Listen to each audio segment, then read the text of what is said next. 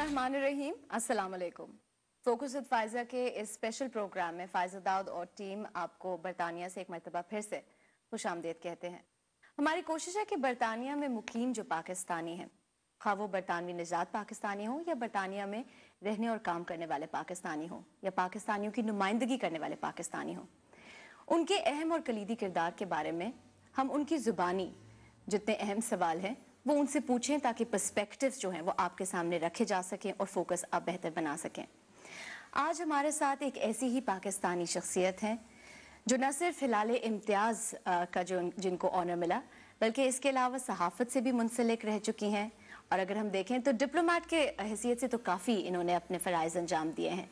लेकिन हम देखते हैं तो पाकिस्तानियों की नुमाइंदगी न सिर्फ अमरीका में बल्कि बरतानिया में भी आजकल कर रहे हैं। किन चैलेंजेस से दो चार हैं और किन मुश्किलात का सामना ये समझती हैं कि पाकिस्तानियों को पाकिस्तान से बाहर हो रहा है, खुद इन्हीं की ज़बानी जानते हैं। Doctor Maliha Lodhi, the Pakistani high commissioner in UK is with us. Welcome to the show. Thank you very much. Dr. Maliha, we've read a lot about you. We've heard a lot about you. आपने बहुत सारे प्रेसिडेंसेस set किए हैं.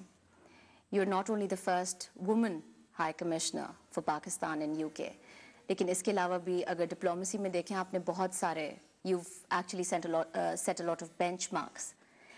ये बताएगा कि सबसे मुश्किल आपको फेज अपनी डिप्लोमेसी का कहाँ पे लगा और किस मौके पर लगा?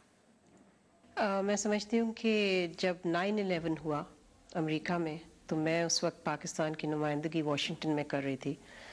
वो जो पहले आप कह सकती हैं 24-48 घंटे थे वही एक चैलेंज था, और उसके बाद जो महीने गुजरे जिसमें कि पाकिस्तान और अमेरिका के दरमियान एक डिप्लोमेटिक री इंगेजमेंट हुई, बिकॉज़ ये ना भूलिए कि दोनों मुल्कों के ताल्लुकात have been through ups and downs, and in a way 9/11 brought about a new transformation in relations between the two countries.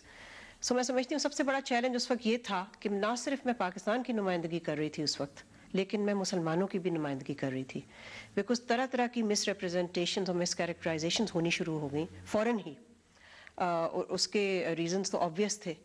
और अमेरिका जैसी जगह पे जहाँ पर टेलीविज़न, बल्कि मैं समझती हूँ दुनिया भर में अब टेलीविज़न का इतना बड़ा रोल है, ब्रॉडकास्ट मीडिया के हवाले से मुझे ऑलमोस्ट एक दिन में कोई कभी कभी 10-12 दफ़ा टेलीविज़न पे जाना पड़ता था एक्सप्लेन करने के लिए पाकिस्तान का मौक़िफ़, पाकिस्तान का कॉन्टेक्स्ट, और फिर बार बार ये भी कहना ज़रूरी मैं समझती थी उस वक्त भी और अब आज भी कि ये जब हम टेररिज्म के ख़िलाफ़ लड़ रहे हैं तो सिर्फ उसके सिम्टम्स के ख़िलाफ़ नहीं लड़ना चाहिए, उसके जो अंडरलाइंग या रूट कॉजेज़ हैं उन पे भी हमें तवज्जो देनी चाहिए।